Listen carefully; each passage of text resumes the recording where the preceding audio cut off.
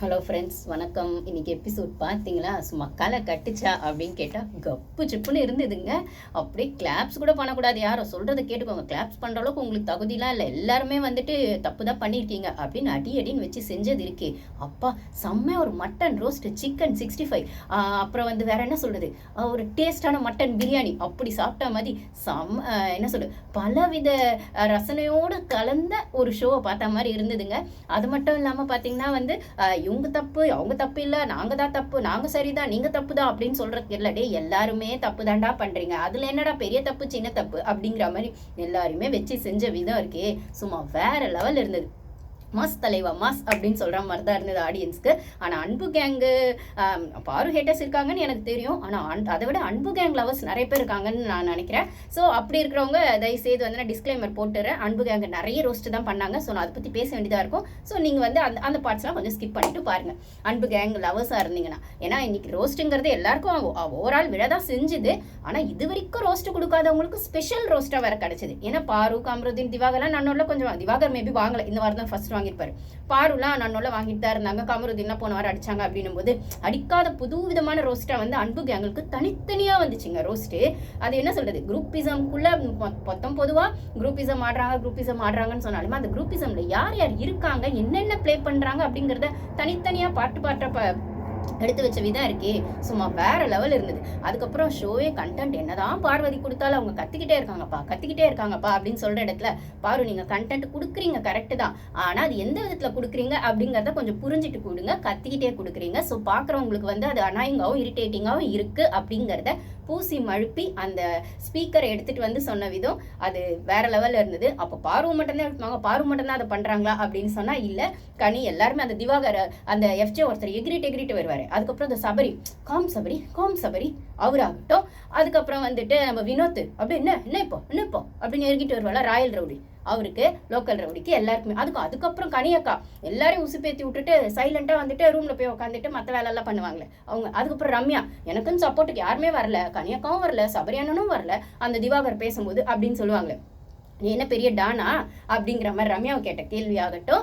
அப்புறம் எஃப்ஜேவை, என்னப்பா உங்களுக்கு ஒரு வாட்டி சொன்னால் புரியாதா, இல்லை சொல்லலாங்கிறதுக்காக திருப்பி செய்வீங்களா, ரிப்பீட் மோட்ல திருப்பி அதே மிஸ்டேக்கை செஞ்சுக்கிட்டே இருப்பீங்களான்னு வந்து செம்மையாக வச்சு செஞ்சதாகட்டும் செம்மையாக இருந்ததுங்க.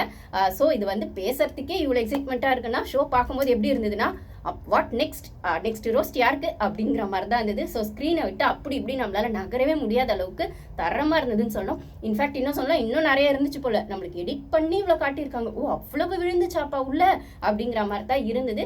அது கனி குரூப்புக்கெல்லாம் ஃபேஸே இல்லை. பாரு இப்போ அது கேமை புரிஞ்சுக்கிறாங்க. கேம் ஆப்வியஸாக அவங்க ரொம்ப ஷார்ப், நான் ஆல்ரெடி சொல்லியிருப்போம், அவங்க ரொம்ப ஷார்ப், ரொம்ப கிளியர். ஆனால் கொஞ்சம் அவங்களோட ஓவர் சவுண்டு, ஓவர் ரியாக்ஷன் அவங்க கேமை ஸ்பாயில் பண்ணுதுன்னும் போது அதை கொஞ்சம் அவங்க கம்மி பண்ணிட்டாங்க அப்படின்னா அவங்க டாப் 5ல வரதுக்கான எல்லா பாசிபிலிட்டிஸும் ரொம்பவே நிறைய இருக்குன்னு சொல்லலாம். அதை இனிமேல் அவங்க புரிஞ்சுக்கிட்டு ஆடணும். அதுக்கப்புறம் கமருதீன், போன வாரம் ஓகே ஃபைன் சார் ஒன்றும் பண்ணலை அப்படிங்கிற, அதாவது ஏதாவது பண்ணி மாட்டிக்கிறத விட ஒன்றும் பண்ணாமல் இருக்கிறது பெஸ்ட்டுப்பான்ற மாதிரி இருந்தார். ஓகே அவரும் சேவ் ஆகிட்டாருன்னும் போது நெக்ஸ்ட் வீக் உங்களோட கேம் பிளே எப்படி இருக்குன்றதை நம்ம பார்ப்போம். ஆனால் இது வரைக்கும் நடந்த கேம் பிளேல அவங்க என்னென்னலாம் வாங்கி கட்டிக்கிட்டாங்க அப்படிங்கிறது இந்த வீடியோவில் பார்ப்போம். நம்ம வீடியோக்கு ஃபஸ்ட் டைம் வரவங்க சப்ஸ்கிரைப் பண்ணிக்கோங்க.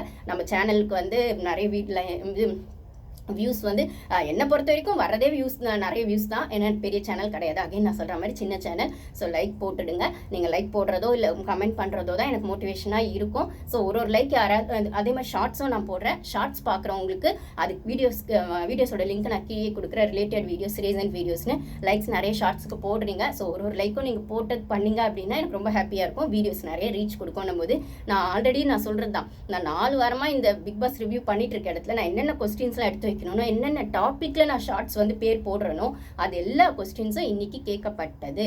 ஸோ நான் வெறும்னே கத்திக்கிட்டு இருந்த எல்லா கேள்விகளுமே அப்பட்டமா அப்படியே விஜய்ஸ் கேட்டாரு. First straight to the point வாங்க சார் அப்படிங்கிறத ஸ்ட்ரெயிட் டு த பாயிண்ட் வந்தாரு.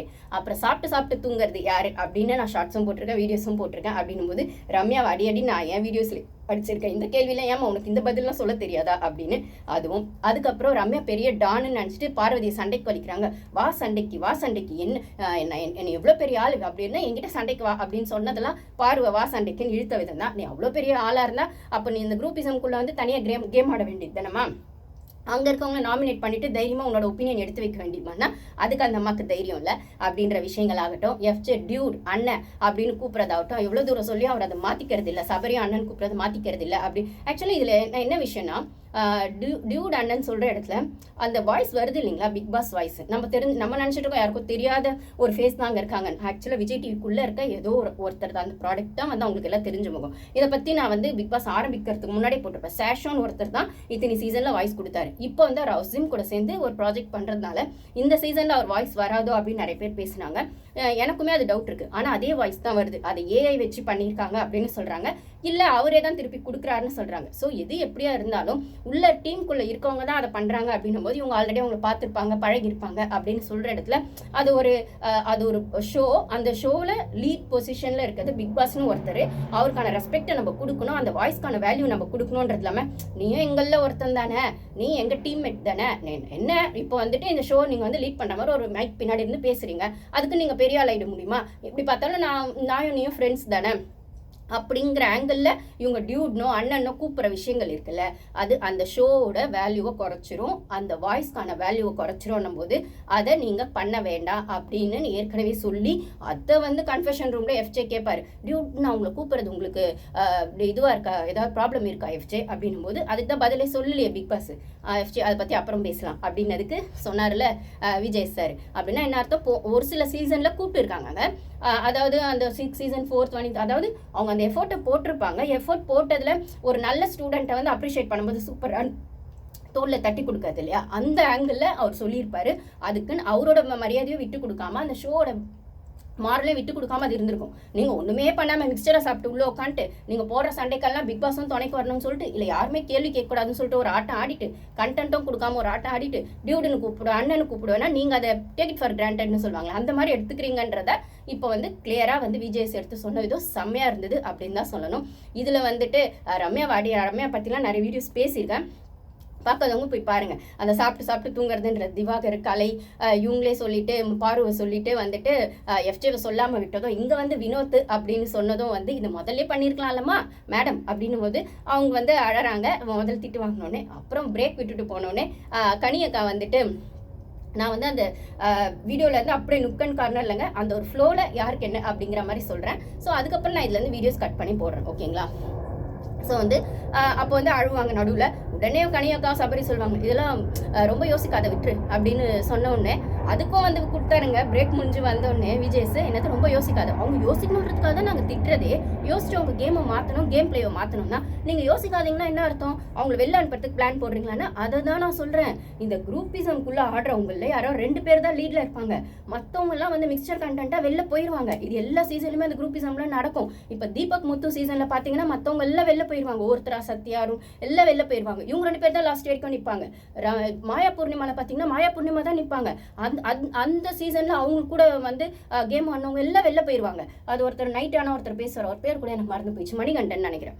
ஆனால் நைட்டில் வந்துட்டு நான் தான் டைட்டில் வினர், நான் தான் டைட்டில் வினர்ன்ற மாதிரி பேசுவார். பேசினா மட்டும் போதுமா, எதாவது செய்யணும்ல, அதுக்கு உள்ளே செய்கிறது மாயாவும் பூர்ணிமாவும். நீங்கள் உள்ள அவங்களுக்கு அல்லக்கை வேலை செஞ்சீங்க, அந்த அல்லக்கை வேலையை அவங்க யூஸ் பண்ணிட்டாங்க. அதுக்கப்புறம் வந்துட்டு அவங்க 2 பேரும் ஒருத்தங்க இது வரைக்கும் லாஸ்ட் வரைக்கும் வந்தாங்க, ஒருத்தங்க கேஷ் எடுத்துகிட்டு போனாங்க. உங்களுக்கு என்ன சார் வந்துச்சு, சோஷியல் மீடியாவில் ட்ரால் தான் வந்துச்சு அப்படின்னு சொல்லும்போது இந்த குரூப்பிசம்குள்ளே இருக்கும்போது யாரோ ஒருத்தர் 2 பேர் தான் அதில் ஷைன் ஆகிறதுக்கான வாய்ப்பை யூஸ் பண்ணிக்குவாங்க. ஆனால் அது எப்படி யூஸ் பண்ணிக்குவாங்கன்னா சுற்றி இருக்க இந்த அல்லக்கைங்களை வச்சு யூஸ் பண்ணிப்பாங்க. அப்போ மற்றவங்க கேம்லாம் 0 ஆகிடும்னா அது புரிஞ்சு ஆடணுன்றத ரொம்ப செம்மையாக அடின்னு அடிச்சு ஸ்லிப்பர் ஷாட் மாதிரி ரம்யாவுக்கு சொன்னது வந்து இதுக்கப்புறமா ரம்யா அந்த கேமை புரிதலோடு ஆடணும். அதுக்குன்னு ரம்யா ரொம்ப இன்னசென்ட்டாக அவங்க ட்ராக்குள்ளே மாட்டிட்டாங்களான்னு கேட்டால் நான் அப்படிலாம் சொல்ல மாட்டேன். அவங்களுக்கும் அது தேவையாக இருந்தது. அவங்களுக்கு டைரெக்டாக பார்வை அடிக்க முடியாது, டைரெக்டாக இந்த கேமுக்குள்ளே தன்னோட பொட்டன்ஷியலை போட முடியாது தனியாக. அப்போ வந்து பார்வை எல்லாரும் அடிக்கிறாங்கன்னா அதில் இது பெரிய குரூப்பாக இருக்குன்னா இது கூட சேர்ந்து இந்த குரூப் கூட சேர்ந்துட்டா நம்மளுக்கு சோறு கிடச்சிரும், சப்போர்ட் கிடச்சிரும், பேம்பரிங் கிடச்சிரும். யாராவது நம்மளை திட்டினா நம்ம டைரெக்டாக போய் அந்த இடத்துல சண்டை போட வேணாம். அண்ணன்னு சொன்னால் அண்ணன் போயிடுவார், எஃப்ஜேன்னு சொன்னால் எஃப்ஜே போயிடுவாங்க, கனியாக்கான்னு சொன்னால் கனியாக்கா போயிடுவாங்க. அப்படின்னும் போது நீங்கள் அதை யூஸ் பண்ணிட்டு தான் அந்த கேம் ஆடுறீங்க. அப்படின்னும் போது உங்களுக்கு இப்போ கேம் முக்கியமா, அந்த கேமில் உங்களோட இண்டிவிஜுவாலிட்டி முக்கியமா, இல்லை குரூப்பிசம் முக்கியமா அப்படிங்கிறத புரிஞ்சாடுங்க, உங்கள் கேமை லூஸ் பண்ணிடுவீங்க அப்படிங்கிறத தான் விஜய் சொன்னார்.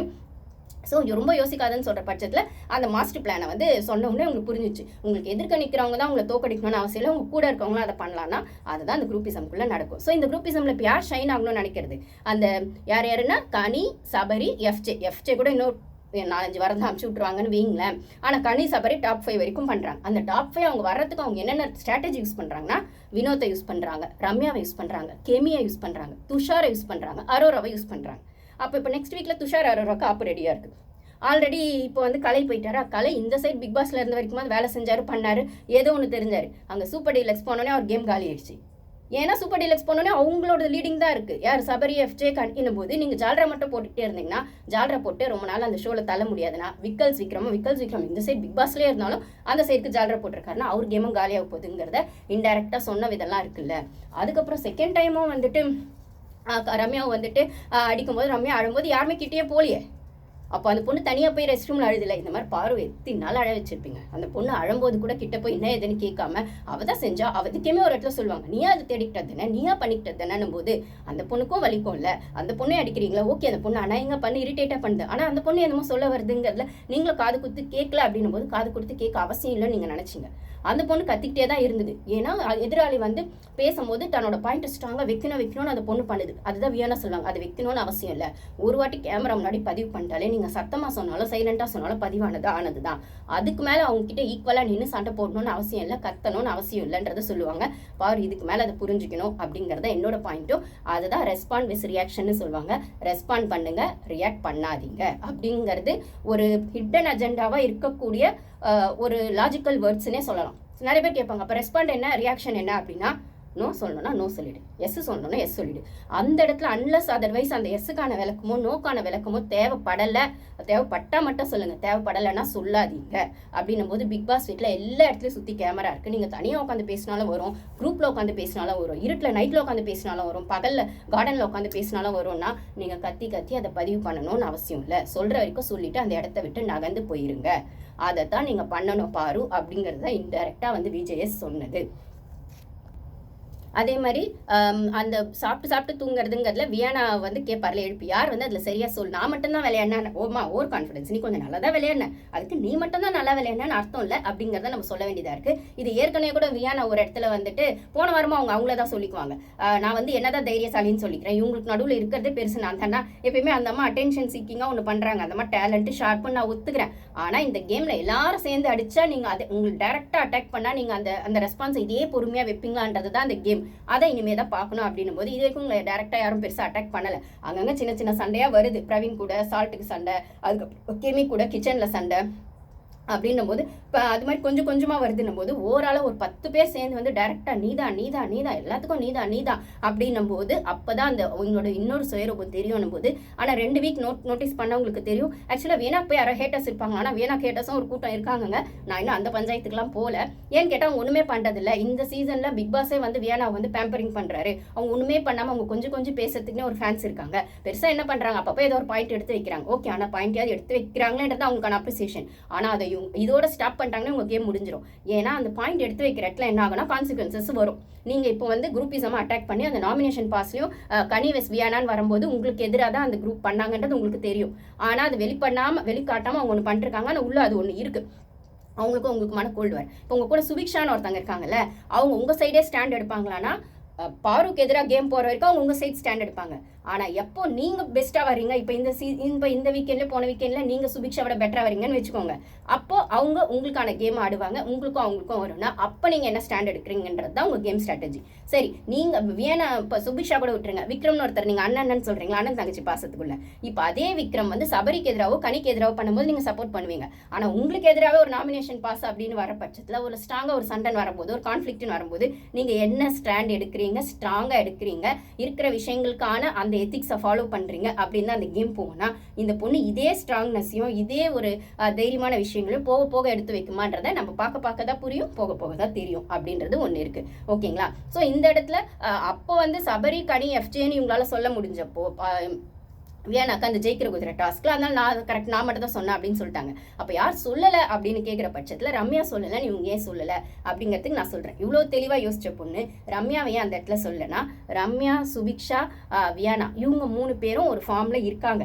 அதாவது சுபிக்ஷாவும் வியானாவும் ரொம்ப க்ளோஸ்ன்றது ஓப்பனாக தெரியும். ரம்யா அப்பப்போ உள்ளே போவாங்க, அப்பப்போ வெளில வருவாங்க. ஏன்னு கேட்டால் நேற்று ஃப்ரைடே எபிசோடில் ஏதாச்சும் போட்டாங்க, ஒன்றுமே போடல, 2 தான் போட்டாங்க. பாரு திவாகர் போட்டாங்க, பாரு கமருதீன் போட்டாங்க. ஓகேங்களா? அதுக்கப்புறம் ஃப்ரைடே எபிசோடில் ஃபுல்லாக அந்த இவருக்கு வினோத்க்கு பர்த்டே வந்துச்சு இல்லைங்களா, அக்டோபர் 31 ஒரு கேக் கட் பண்ணாங்க, பாட்டு பண்ணாங்க. அதனால ஃபுட்டெல்லாம் உள்ளே கொஞ்சம் வந்துச்சு, முட்டை எல்லாம் சமைச்செல்லாம் சாப்பிட்டு ஸ்விம்மிங் ஃபுல்ல இவங்கெல்லாம் ஒரே ஆட்டம் போட்டிருந்தாங்க. யாருன்னா ஃபஸ்ட்டு சுபிக்ஷாவும் வியானாவும் உள்ளே போனாங்க ஸ்விம்மிங் ஃபூலுக்குள்ளே, அந்த ஸ்விம்மிங் பூலில். அதுக்கப்புறம் அரோரா போனாங்க, அதுக்கப்புறம் ரம்யாவும் போனாங்க. ஸோ இப்போ பாருக்கு அகேன்ஸ்டாக இப்போ நாங்கள்லாம் நல்லா போனுங்க, பாரு மட்டும் தான் கத்திட்டு இருக்காங்க அப்படிங்கிற ஆங்கிளில் ரம்யாவும் கொஞ்சம் க்ளோஸாக. ரம்யா எல்லா இடத்துலையும் ஒரு பிட்டு போட்டு வைப்பாங்க, ஸ்ட்ராங்கெல்லாம் அது வெளில தெரியாது. ஆனால் அங்கங்கே நான் இருக்கிறேன்றதை சும்மா அங்கங்கே ஒரு பதிவு பண்ணுவாங்க. அது கேமுக்கு பத்தாதுமா அப்படிங்கிறது தான் அவங்களோட புரிதலுக்கு அவங்க புரிஞ்சிக்க வேண்டிய விஷயம். அப்போ அதனால ரம்யாவை சொல்லலை. ஆனால் அவங்க நல்லா தெரியும் ரம்யாவை தான் சொல்லணும். ஆனால் ரம்யாவை சொல்லிட்டா ரம்யா பகையை சம்பாதிக்கணுன்றதுனால ரம்யாவை சொல்லலை. ரம்யா பகையை சம்பாதிக்கணும்னா கனி குரூப் கிட்ட பகைச்சிக்கணும் அப்படின்னும் போது கனி குரூப்பை பகைச்சிக்கிறது அவங்களுக்கு பிரச்சனை இல்லை. ஆனால் ரம்யா கிட்ட ஒரு க்ளோஸ்னஸ் இருக்குது, சுபிக்ஷா கிட்ட ஒரு க்ளோஸ்னஸ் இருக்குன்னா அதை அவங்க சொல்ல மாட்டாங்க. ஸோ அந்த இடம் தான், அந்த இடத்துல அதை தான் சொன்னார்ல வியானா, இப்போ தானே உன்னை பாராட்டினேன், இப்போ சொல்ல மாட்டேன்னு டக்குன்னு எழுப்பினது யார், ரம்யாவை தான். எழுப்பி அன்றைக்கி நீங்கள் சொன்னது சரியா அப்படின்னா எனக்கு தோணுனதை சொன்னேன் சார், இப்படி சொன்னேன் சார். இப்போ தெளிவாக ஒரு பதில் வந்துச்சு எஃப்ஜே வினோத். அதே அன்றைக்கே சொல்லு, வினோத் முகலாம் பார்த்தீங்களா எப்படி மாறிச்சின்னு.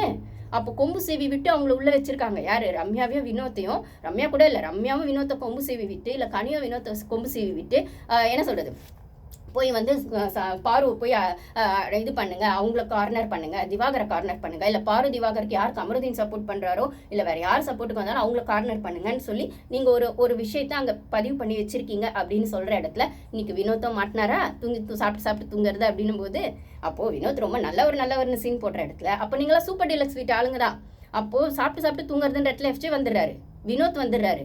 ஆனால் 4 வாரம் அதை யார் சொல்லணும்னா அங்கே இருக்கிற ரம்யா சொல்லணும். அவங்களே 4 வாரமாக சாப்பிட்டு தூங்குறாங்க. திவாகர் சொன்ன மாதிரி நான் திவாகருக்கு சப்போர்ட்லாம் இல்லைங்க, என்னை பாரு சப்போர்ட்டர்ஸ்னு நிறைய பேர் சொல்கிற இடத்துல கூட நான் பாருக்கான தப்பை சொல்லாமல் இல்லை, எல்லா இடத்துலையும் பாருக்கான தப்பையும் சொல்லிட்டு தான் இருக்கேன். பாரு என்ன மாற்றிக்கணும்னு சொல்கிறேன். அதே சைடில் இந்த சைடில் இருக்க தப்பை ஏன் கேட்க மாட்டேங்கன்ற கேள்வியும் நான் வைக்கிறேன். அது என்னோட வீடியோஸ் பார்க்குற ஃபேன்ஸ்க்கு தெரியும். ஸோ ரம்யாக்கு விழுந்த டோஸ் தான் எனக்கு கேட்ட ஹைலைட்டான டோஸு.